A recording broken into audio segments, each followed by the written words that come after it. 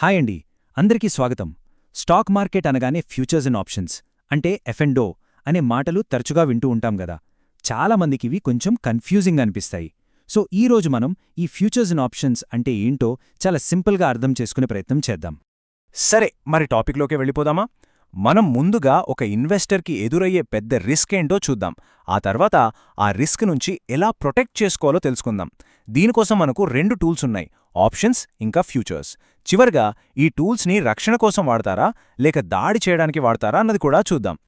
Right. So ముందుగా మనం చెప్పినట్టు ఇన్వెస్టర్కుండే అతిపెద్ద రిస్క్ ఏంటి అంటే మార్కెట్ పడిపోతే పరిస్థితి ఏంటి? షేర్లలో ఇన్వెస్ట్ చేసే వాళ్ళందరికీ ఇది బాగా తెలిసిన భయమే. ఉదాహరణకి ఒక ఇన్వెస్టర్ ఒక మంచి కంపెనీ షేర్లను కొన్నారనుకుందాం. 250 షేర్లు, ఒక్కొక్కటి 2,800 రూపాయల చొప్పున. అంటే మొత్తం పెట్టుబడి 7 లక్షల రూపాయలు. ఆ కంపెనీ భవిష్యత్తు మీద చాలా నమ్మకంతో ఇంత పెద్ద మొత్తం ఇన్వెస్ట్ చేశారు. మరిప్పుడు ఆయనకుండే అతిపెద్ద భయమేంటి? అదే ఇది, మార్కెట్ క్రాష్ అవడం. అనుకోకుండా షేర్ ధర సగానికి పడిపోయిందనుకోండి. అంటే 2,800 రూపాయలున్న షేరు 1,400కొచ్చేసింది. అప్పుడు ఆ 7 లక్షల పెట్టుబడి మీద ఏకంగా 3.5 లక్షల రూపాయల నష్టం వస్తోంది. ఇది ఊహించుకోవడానికి మెంగా ఉంది కదా. మరి ఇంత పెద్ద నష్టం రాకుండా ఒక ఇన్వెస్టర్ తన పెట్టుబడిని ఎలా కాపాడుకోవాలి? ఈ ప్రశ్నకు సమాధానంగా పుట్టుకొచ్చినవే మనం ఈరోజు మాట్లాడుకోబోయే టూల్స్. సో మన పెట్టుబడిని ఇలాంటి నష్టాల నుంచి కాపాడుకోవాలి. దీన్నే ఫైనాన్స్ పరిభాషల్లో హెడ్జింగ్ అంటారు. హెడ్జింగ్ అంటే ఏంటి? సింపుల్గా చెప్పాలంటే ఇదొక ఇన్షూరెన్స్ లాంటిది. మనం లాభాలు సంపాదించడం కోసం హెడ్జింగ్ చెయ్యం. మనకు రాబోయే పెద్ద నష్టాన్ని ఆపడానికి లేదా తగ్గించుకోవడానికే హెడ్జింగ్ చేస్తాం. ఇది చాలా ముఖ్యమైన పాయింట్. సరే, మరి హెడ్జింగ్ చేయడానికి మన దగ్గరున్న మొదటి టూల్ ఏంటో చూద్దాం.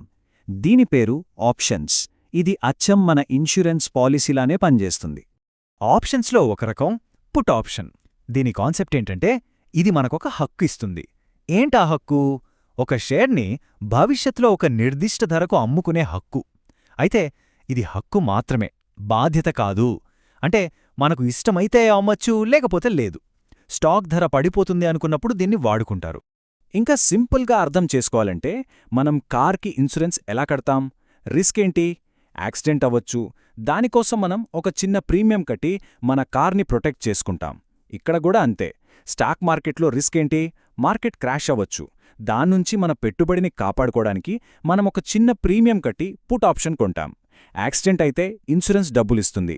మార్కెట్ పడిపోతే ఈ ఆప్షన్ మనల్ని కాపాడుతుంది. చూసారా ఎంత సిమిలర్గా ఉందో? ఇందాక మనం చూసిన 7 లక్షల రూపాయల పెట్టుబడి ఉంది కదా, దాన్ని కాపాడుకోవడానికి అయ్యే ఖర్చెంతో తెలుసా? సుమారుగా కేవలం 2,500 రూపాయలు మాత్రమే. జస్ట్ ఒక పుట్ ఆప్షన్ కొనడానికి అంతే అవుతుంది. సో మ్యాజిక్ ఇక్కడ జరుగుతుంది. ఒకవేళ మనం భయపడినట్టే స్టాక్ ధర పడిపోయిందనుకోండి, మన షేర్ల పెట్టుబడి విలువ తగ్గుతుంది. కానీ అదే సమయంలో మనం కొన్న పుట్ ఆప్షన్ విలువ పెరుగుతుంది. ఎందుకంటే మార్కెట్ పడితే పుట్ ఆప్షన్ విలువ పెరుగుతుంది. సో ఒకవైపు లాస్ వస్తుంటే ఇంకోవైపు ప్రాఫిట్ వస్తుంది. ఈ రెండూ బ్యాలెన్స్ అయి మన పెద్ద నష్టాన్ని తగ్గిస్తాయి. అదన్నమాట సంగతి. ఇది ఆప్షన్స్ కథ. ఇప్పుడు మన దగ్గర ఉన్న రెండో టూల్ గురించి మాట్లాడుకుందాం. అదే ఫ్యూచర్స్. ఇది ట్రేడింగ్కి ఒక పవర్ఫుల్ శక్తినిస్తుంది. ఫ్యూచర్స్ అనగానే గుర్తొచ్చే పదం లెవరేజ్. లెవరేజ్ అంటే ఏంటి? సింపుల్గా చెప్పాలంటే తక్కువ డబ్బుతో ఎక్కువ విలువైన ఆస్తిని కంట్రోల్ చేయడం. ఫ్యూచర్స్ కాంట్రాక్ట్ అనేది భవిష్యత్తులో ఒక నిర్ణీత ధరకు ఒక ఆస్తిని కొనడానికి లేదా అమ్మడానికి చేసుకునే ఒక ఒప్పందం.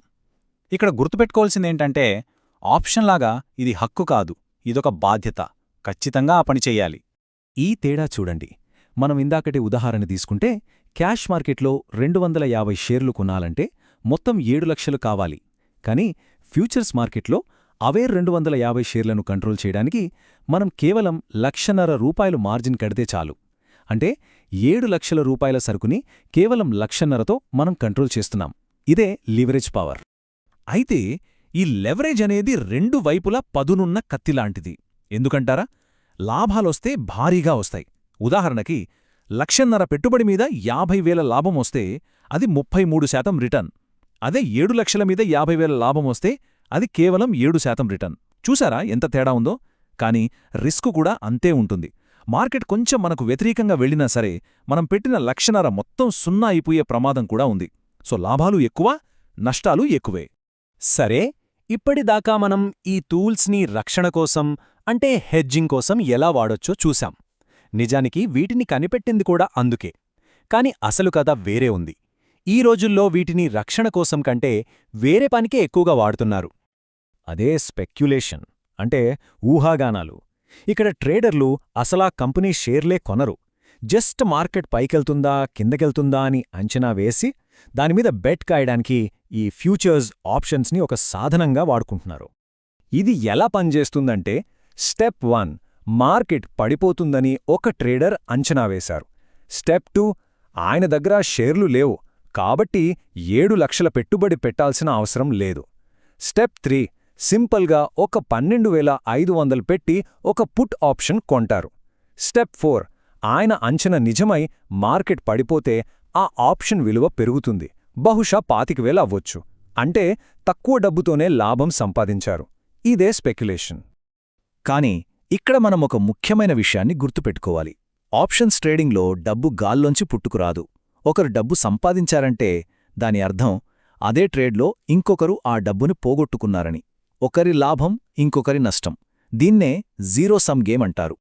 సరే, ఇంత దూరం వచ్చాం కదా, మరి ఈ మొత్తం చర్చ నుండి మనం నేర్చుకోవాల్సిన అసలు విషయమేంటి? Futures and ఆప్షన్స్కి 2 ముఖాలున్నాయి.